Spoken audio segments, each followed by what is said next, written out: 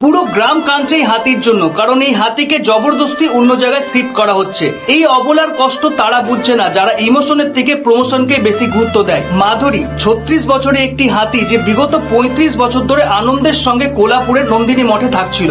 কিন্তু এই কলিযুগের টাকা থাকলে আপনি সব কিনতে পারেন, এটা তো শুধুমাত্র একটা হাতি।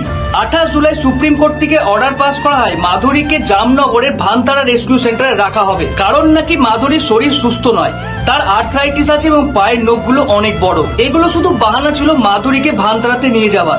যেদিন মাধুরীকে জোর করে ভানতারাতে নিয়ে যাওয়া হচ্ছিল, সেদিন শুধু মাধুরী নয়, সমগ্র গ্রাম কেঁদেছিল। কিন্তু এখন ইন্ডিয়ার প্রত্যেকটি মানুষ ভানতারার এগেনস্টে প্রোটেস্ট জানাচ্ছে আম্বানির কাছে। এই নিরীহ হাতির সঙ্গে এখন কি হবে কেউ জানে না। 35 বছর ধরে কোলাপুরের সব উৎসবে মাধুরী উপস্থিত থাকতো, কিন্তু আজ পর্যন্ত কোনোদিন কাউকে আঘাত করেনি। মাধুরীকে নিজের বাড়ি ফেরাতে এই ভিডিওটিকে অনেক বেশি করে শেয়ার করে দেবেন, যাতে আম্বানি ফ্যামিলির কানে ওই অবলার আর্তনাদ পৌঁছে যেতে পারে।